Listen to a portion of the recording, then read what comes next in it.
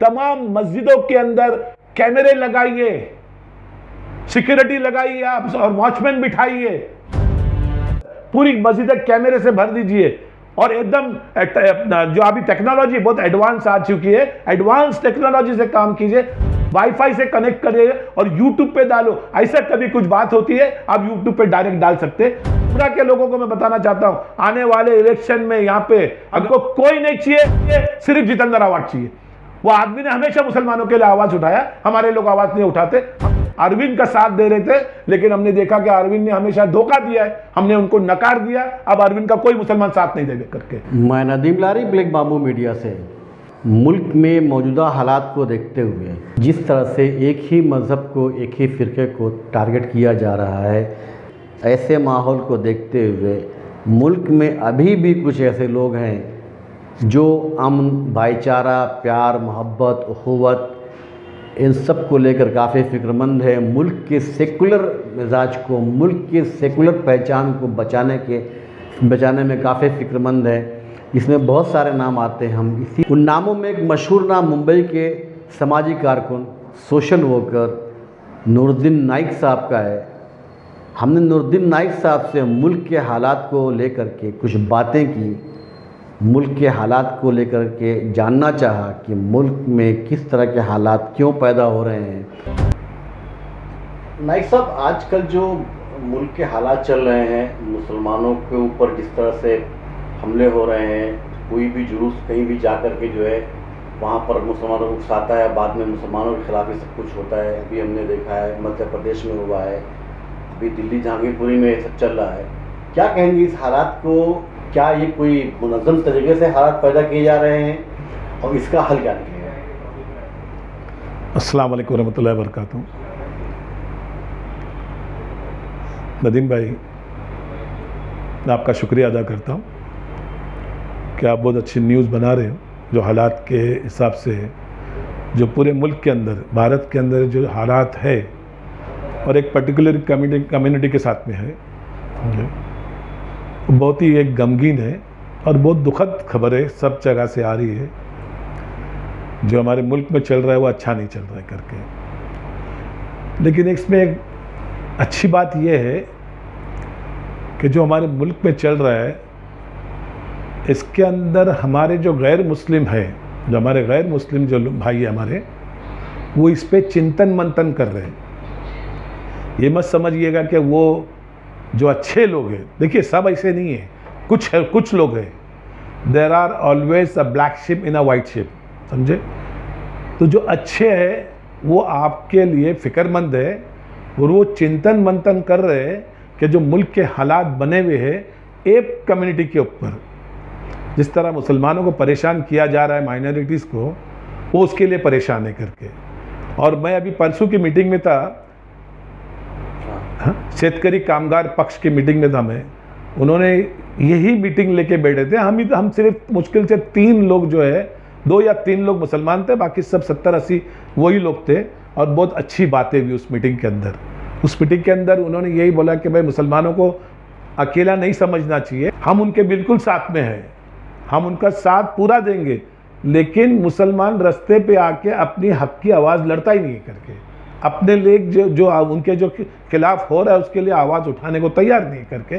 मैंने बोला बिल्कुल सही कह रहे आप, हमारी कौम जो है वो रास्ते पे नहीं आ रही करके, ठीक है, तो हमारे साथ में है, ऐसा नहीं, हमारे को उनका बहुत सपोर्ट है। अगर ये सपोर्ट नहीं मिलता तो आज हालात और भी ख़राब हो जाते थे। अब ये हुआ है कि आप देख लीजिए कि अब मेरे बचपन से लेके हमने सब कुछ देखा है। मैं जब मेरे पढ़ाई का दौर था तो हमने गोविंदा भी देखा है, गणपति के प्रोसेशन भी देखे, महाशिवरात्रि के ही प्रोसेशन देखे, हमने रामनवमी को भी देखा है, हमने ये जो अभी हनुमान जयंती कभी इतना ज़ोरदार से नहीं बनाई जाती थी, इतना धमाल नहीं होता था। और हमारे स्कूल में, जो स्कूल से मैं पढ़ा हूँ, वहाँ हम लोग दोस्त लोग जब सब धर्म के दोस्त लोग थे, आपस में बैठ के हम लोग ये सब बनाते थे।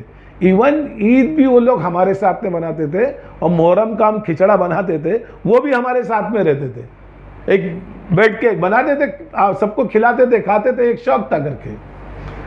अब ये मामला जो है आप देख लीजिए कि किस तरह ख़राब होता जा रहा है। कि पहले ये जब जुलूस निकलते थे तो मामूली चुटकुट कुछ हो जाता था और ख़त्म हो जाता था।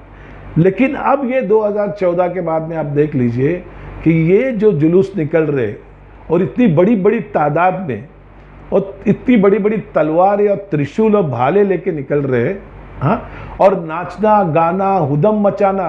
आप मस्जिद के सामने आके हुदम मचा रहे। मैंने अपने आंखों से देखा हो, बाइकले की मस्जिद है रेलवे स्टेशन के सामने, वहाँ जब मैं मगरिब की नमाज़ पढ़ने गया, गणपति का जुलूस आ रहा था, प्रोसेशन, और उन्होंने मस्जिद के पहले उसको बंद कर दिया आवाज़ को। मैंने अपने आंखों से देखा हूँ, ये एक केस नहीं है। लेकिन आज मैं देख रहा हूँ कि मस्जिद के सामने आप गालियाँ बक रहे हो। हाँ, वो जो हैदराबाद का जो राजा सिंह जो करके उनका आमदार है बीजेपी का, अरे इस तरह नंगी नंगी गाली उसने बकाया मुसलमानों को इस प्रोसेशन के अंदर, आप सुन नहीं सकते हो करके, इतनी नंगी नंगी गाली। और फिर उसके बाद में सब जगह जो मुसलमानों को गाली देना, हाँ, उनको उचकाना, हाँ, और मुसलमानों ने तो अपने इज़हार दिया है अच्छाई का कि उन्होंने आपको पानी पिलाया, शरबतें पिलाई है, आपको मिलने की कोशिश की है। हम तो कोशिश कर रहे हैं कि हम मिलजुल के रहे। अभी जो आपने कहा कि मुसलमान जो है ना, इनके जो मजहबी प्रोग्राम है उसमें कहीं कहीं पानी पिला रहा, शरबत पिला रहा है, ये कहीं ना कहीं इस चीज़ को दर्शाता है कि मुसलमान मजबूर होकर इनका साथ दे रहा है। नहीं, मजबूर होकर नहीं दे रहा साहब। मुसलमानों ने, हम ये देखिए, ये इस्लाम की तालीम है, इस्लाम की तालीम है आपको कि भाई आप जो है सबके साथ में मिलजुल के रहने की, सुलह की तैयारी कर रहे हैं। मुसलमान चाहता है सुलह रहे करके, इतना बड़ा मुल्क है हमारा, उसके अंदर सुलह होना चाहिए। और ये अच्छी पहल है, मैं बोलूँगा। अगर वो थक के आ गए, क्योंकि अभी वो प्रोसेशन में दूर से आते, चिल्लम चिल्ली करते, पानी की प्यास और शरबत तो आदमी को लगा ही रहता है, तो ये अच्छी पहल है, मैं कहूँगा। लेकिन सामने वालों ने भी उसको एक्सेप्ट करना चाहिए करके। अभी कई जगहों पे मैंने देखा इनके प्रोसेशन में मुसलमानों ने ऊपर से फूल बरसाए और उन्होंने उसको एक्सेप्ट किया, उन्होंने हाथ जोड़ के उनको सलाम किया, उन्होंने साइन बताया कि हम ये ऐसी साइन बताया, पीस की साइन बताया उन्होंने, समझे? तो ये अच्छी पहल है करके।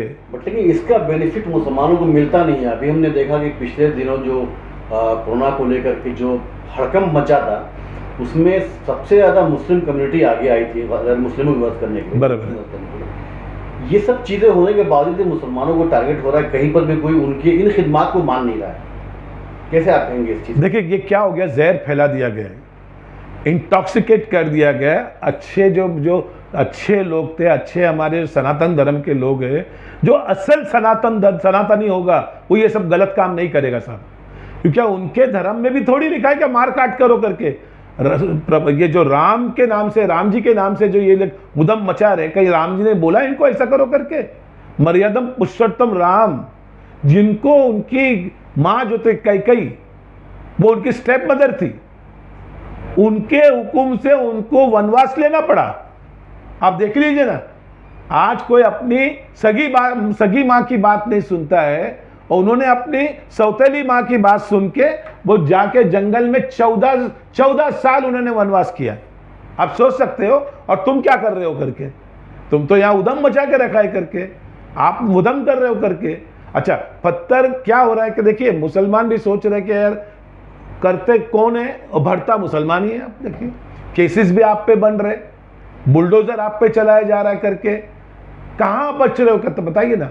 अब आप देख लीजिए कि जो एमपी के अंदर जो हुआ, ना नोटिस दिया गया, ना बोला, उनको बताया गया कि क्या होने वाला है। आपने बुलडोजर चला के उनका जो सरमाया था कई सालों से जमा किया हुआ, गरीब का क्या रहता है, छोटा मोटा सरमाया रहता है, उसको भी आपने साथ में कुचल दिया, उसकी जिंदगी बर्बाद हो गई, ये देश का भी नुकसान हो गया। आप बोलते हो वो इलीगल था, तो आज का इलीगल नहीं है ना वो। आपने पहले नोटिस क्यों नहीं दिया? आपको सुप्रीम कोर्ट का उल्लंघन कर रहे हैं आप। सुप्रीम कोर्ट का कानून है कि पहले रिहैबिलिट करो उनको और नोटिस दो, आप उनको कानूनी कार्रवाई करो, आप नोटिस दो, नोटिस देने के बाद में आपको जो कार्रवाई करना है करो करके। लेकिन आप तो नोटिस ही नहीं दिए, आपको लगा कि फलानी मस्जिद के पास से पत्थर आया, उस वहां से लोगों को वहां पे तहस नश कर दो करके। ये कौन सी बात थी? अभी कल देखिए जहांगीरपुरा में किसी को नोटिस नहीं मिली, किसी को मालूम भी नहीं, रमज़ान का महीना है, रमज़ान में लोग बेचारे रोज़ा रखते हैं, अल्लाह की इबादत करते हैं, ईश्वर की इबादत करते हैं। सुबह 9 बजे तुम 9 बुलडोज़र लेके पहुंच गए, 9 जीसीबी लेके पहुंच गए, और वहां तुमने ना नोटिस दिया, ना बताया, ना उनको इंटीमेशन दिया कि सामान खाली करो करके। सामान तक उनका खाली करने नहीं दे दिया, आपने उठा उठा के तोड़ना चालू कर दिया दुकानें मकानों को। और ये मीडिया, बेशरम मीडिया, अंजना ओम कश्यप को सोचना चाहिए, वो तो डांस कर रही थी, यहां से वहां से यहां, खुद ही मार रही थी, और वो तो खुश हो रही थी करके, और वो जीसी में भी खुद बैठ के बता रही थी कि इधर तोड़ो। ये कौन सा तरीका था करके? ये जो मीडिया जो है, ये हमारा चौथा स्थान है साहब डेमोक्रेटिक का, वो खत्म हो गया ना। तुम्हारी और हार्टलेस पीपल, तुम एक औरत जात है, तुमको सोचना चाहिए कि तुमको भी बाल बच्चे हो गए, उनके भी छोटे छोटे बाल बच्चे थे, सब कुछ था उनका, और तुम यहां से वहां पुदक रही है, यहां से वहां भाग रही है, हंस रही है, नाच रही है। कौन सा तरीका था? ये मीडिया का तरीका है क्या? हाँ, आज गोदी मीडिया जो है वो बिक चुका है करके, गोदी मीडिया बिक चुका है, इसलिए ये हालात देश के बने हुए। आज देश की महंगाई देख लीजिए। मैं खुद मेरी गाड़ी में डीजल डालने गया, पेट्रोल डालने गया, 130 रुपया थाना में मैंने पेट्रोल 130 रुपया, डीजल 107.5 रुपया, किसी को पता ही नहीं है करके। महंगाई 350 रुपया, 300 रुपया के किलो। कभी नींबू सुने थे आपने? हाँ, सब्जी के भाव देख लो। लेकिन हमारे मुल्क के अंदर लोग पागल हो चुके हैं करके, समझे, और वो सिर्फ हिंदू मुस्लिम मंदिर मस्जिद से खुश हो गए, महंगाई गई भाड़ में करके। गरीब तो जूझ रहा है इस महंगाई से, उसकी हालत तो खराब हो चुकी है करके। तुम क्या करना चाहते हो करके? और तुम्हारे नदीम भाई, आपके लीडर किधर है? मुसलमान लीडर मैं पूछना चाहता हूं, कहां है? एक लीडर उधर नहीं पहुंचा जहांगीरपुरा में, या एक लीडर उधर एमपी नहीं पहुंचा है। पहुंचा तो एक लीडर जो है आपका असदुद्दीन ओवैसी, वो सब जगह दिखते हैं करके, वही सब जगह भागते हैं। बिंदा करार जो सीपीआई की जो सीपीआईएम की जो लीडर भी है और एडवोकेट है, इनको मैं सलाम करता हूं।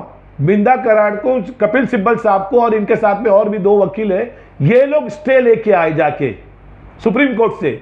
सुप्रीम कोर्ट के स्टे लाके देने के बावजूद भी सुप्रीम कोर्ट का उल्लंघन किया एमसीडी ने।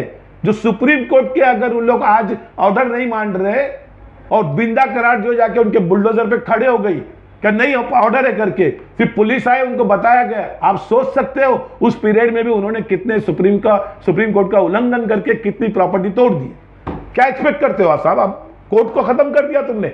आज के दौर में मुसलमान ही एक ऐसा नर्म चारा या टारगेट है, ये आज के लिए शुरू से रहा है, शुरू से बराबर, लेकिन तरीका जो है बदलता चला जा रहा है। आज कोई भी कहीं से भी खड़े होकर के मुसलमानों को गाली देकर के अपने आप को मशहूर कर दे रहा है। यस, बराबर है। लेकिन मुस्लिम की आदत कहाँ है इस मामले में? वो क्यों नहीं कुछ बोल रही इस तरह से? किसको जिम्मेदार ठहराएंगे इस हालात को? देखिए, मुस्लिम क़यादत ने कभी भी, मैंने देखा, आवाज नहीं किया साहब। चाहे वो हुजूर के ऊपर गालियां दी गई, नौज़ुबिल्लाह माज़अल्लाह, इस्लाम को बोला गया, कुरान को बोला गया, मुसलमानों को बोला गया, जो जितना आज बोला जा रहा है, लेकिन मुस्लिम क़यादत अपने घरों में छुप गई।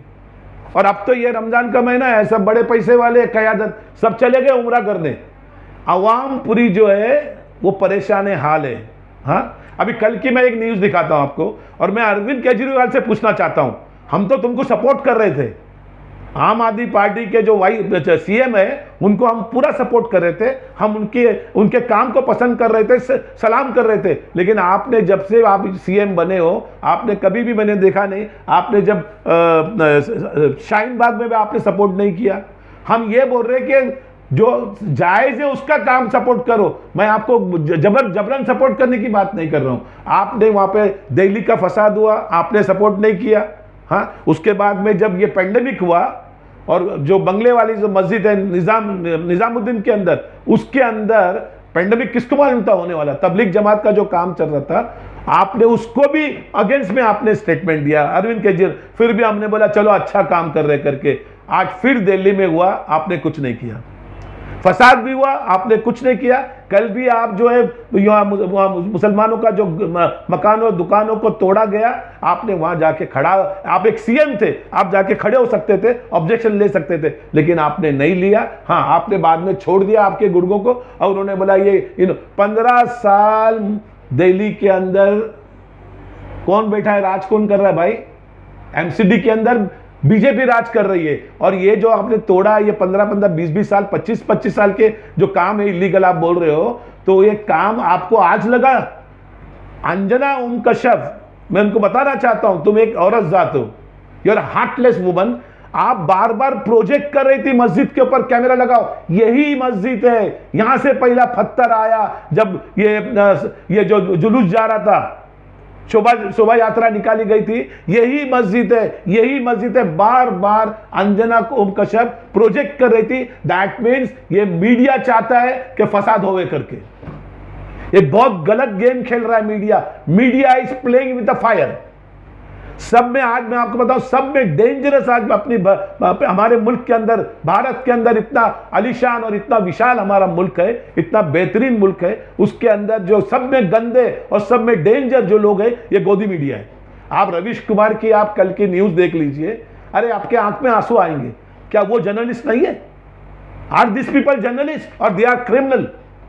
आप एक कम्युनिटी को दबाने के लिए आप इस तरह नाच रहे हो आप करके, और कोई हमारा बोलने वाला नहीं, कोई हमारा मैं अपने गैर मुस्लिमों को सब सलाम करता हूं।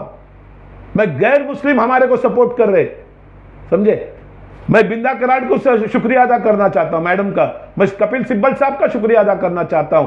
मैं इसका तुम्हारा प्रशांत भूषण, एडवोकेट प्रशांत भूषण का शुक्रिया अदा करना चाहता हूं। मैं एडवोकेट भानु प्रताप का शुक्रिया अदा करना चाहता हूं। मैं प्रोफेसर अपूर्वा आनंद का शुक्रिया अदा करना चाहता हूं। मैं मैडम टिस्टा सेटलवाड का शुक्रिया अदा करना चाहता हूं। भाई ऐसे जो है, समझे, अभी कृष्ण इन्होंने बहुत अच्छी बात की है। शबनम हाशमी है, बहुत अच्छा काम कर रही है, मेगा पार्ट कर रही है। अरे मुसलमान है किधर, पहले मेरे को बताओ ना, है किधर? व्हाट्सएप पे लड़ रहे हो आप व्हाट्सएप पे लड़ रहे हो। हाँ, मैं उन सारे मेरे गैर मुस्लिम जो है उनका शुक्रिया अदा करता हूं और उनका एहसानमंद हूं मैं, क्या उन्होंने जो मुसलमानों पे एहसान किया है, ये जो वो खड़े हो जाते हैं करके। अगर बिंदा करार कल नहीं खड़ी होती, आपका पूरा साफ कर दे, 9 बुलडोजर से पूरा आपका साफ कर देते थे। तो मुसलमान है किधर साहब? आपके नेता कोई, मैं आज आप बताइए, राज ठाकरे ने जो आवाज किया उस पर कौन सा महाराष्ट्र के लीडर ने कहा, मुसलमान लीडर ने आवाज उठाया? जितेंद्र आवाड साहब ने आवाज उठाया। हमारे आमदार साहब जो है, मानिए जितेंद्र आवाड साहब, उन्होंने आवाज तो उठाया। उन्होंने मुमरा के ऊपर जब टारगेट किया तो उन्होंने कहा कि मदरसों के अंदर आपको ब्लेड नहीं मिलेगी करके, और उन्होंने उसको काउंटर किया करके। कौन सा मुसलमान लीडर ने काउंटर किया, मैं पूछना चाहता हूं करके, कौन सा? जब भी मुसलमानों के खिलाफ कुछ हुआ, मैं माननीय जितेंद्र आवाड साहब का शुक्रिया अदा करता हूं, तहे दिल से शुक्रिया अदा करता हूं, उनका एहसान रखता हूं। क्या उन्होंने कम से कम आवाज तो उठाया करके? कौन से मुसलमान लीडर आवाज उठा रहे? इस सूरत हाल के जिम्मेदार किसको ठहराएंगे? हम लोग खुद जिम्मेदार है इसके। सोई हुई कौम है, और अब भी सोई हुई है, अब भी जागी हुई नहीं है। आप देख लो, मुमरा के अंदर आप घूम लो, आधी आबादी मुमरा की जो है वो शॉपिंग में आपको मिलेगी, और आधी घर में सोई हुई है। उन आधी आबादी को पूछो, क्या यहाँ जब मुमरा में या कोई प्रॉब्लम होता है या मुसलमानों में कुछ प्रॉब्लम होता है, वो आधी आबादी उतरती नहीं, भाग जाती है। आपने आपकी हक के लिए आवाज नहीं उठाया। आपकी हक की लड़ाई कौन लड़ रहा है? वो दूसरे लोग लड़ रहे हैं, वो गैर मुस्लिम लड़ रहे हैं। मैं जाता हूं उनके साथ में। अभी हमने यहां इफ्तारी की पार्टी रखे थे, तो हमने किसको बुलाया? ये बेचारे जो हाउकर्स लोग हैं, सफाई कामगार है, लेबर है, और हमारे सब बॉम्बे से जो एक्टिविस्ट गैर मुस्लिम उनको बुलाया था। यहां हमने सारे हिंदू मुस्लिम करके एक करने की कोशिश कर रहे, हम कोशिश कर रहे एक करने की।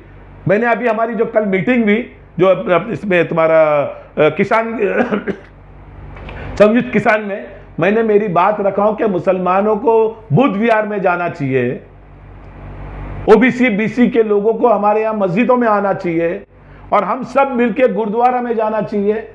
हम अपने को, अब मुसलमानों को यह काम करना पड़ेगा, अपने लीडरान को छोड़ दो, अपने लीडरान को छोड़ दो। अब आपको जो काम करना है वो काम करना है मैन टू मैन।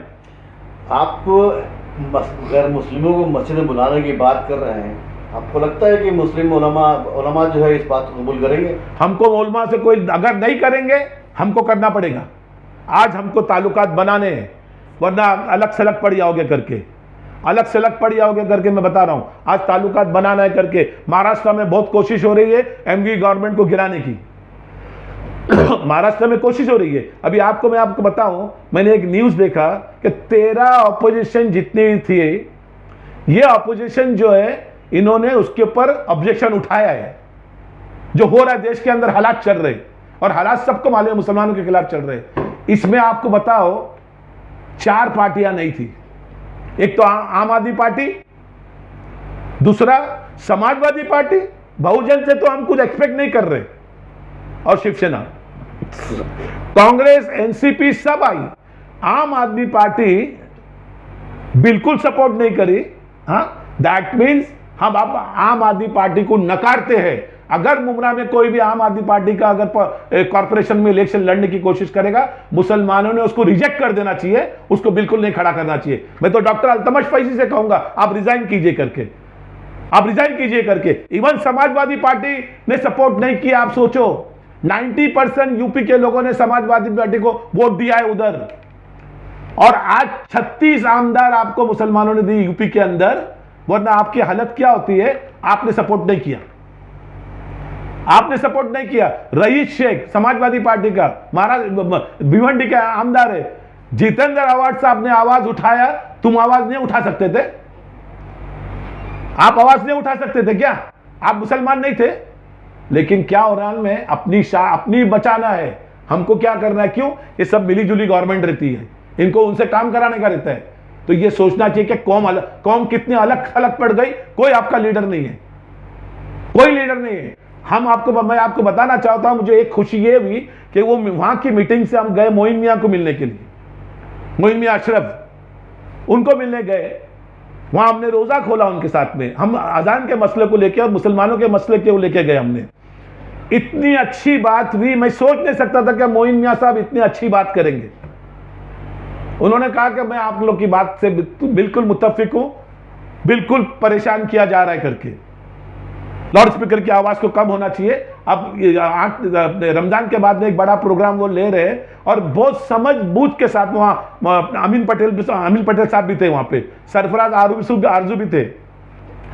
अब बताइए, उन्होंने जो बात किया मुझे इतना अच्छा लगा।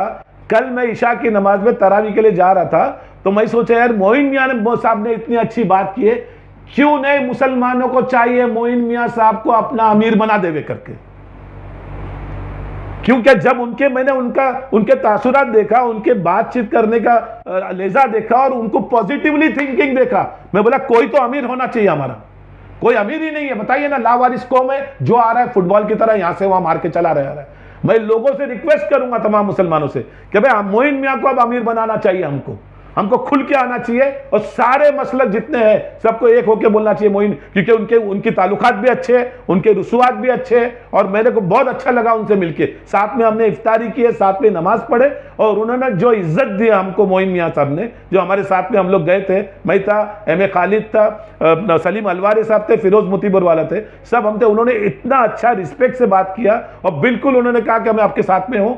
कल उन्होंने मीटिंग रखा है खिलाफत हाउस में, इस अजान के ऊपर, रात को ईशा की नमाज के बाद में, समझे, उन्होंने बुलाया सबको, खास लोगों को बुलाया। तो ये बहुत अच्छी पहल हो रही है, और मैं लोगों से फिर बताना चाहता हूं कि बिल्कुल आम आदमी पार्टी को रिजेक्ट कर देते हम। मैं तो रिजेक्ट कर रहा हूं, मुझे गुस्सा आ गया, क्योंकि अरविंद जी जो है, आप इतने पढ़े लिखे इंसान हैं, आप चाहते तो वहां सब दंगा और इसको रोक सकते थे, आपने नहीं रोका, आपने कोशिश नहीं किया करके। और मैं जितेंद्र आवाड साहब का शुक्रिया अदा करता हूं। बीइंग आप एक गैर मुस्लिम है, लेकिन आपने मुसलमानों की आवाज के लिए आवाज उठाया करके, और उन्होंने आपके भी राज ठाकरे के लिए आवाज उठाया, लेकिन मुसलमान लीडरों ने आवाज नहीं उठाया करके, लीडर ने आवाज नहीं उठाया। अभी हम इस वक्त जो है 3 तरीके से जो है हम एक वो करना चाहते हैं कि मुस्लिम अवाम है, मुस्लिम उलमा है, और मुस्लिम सियासी लीडरान है।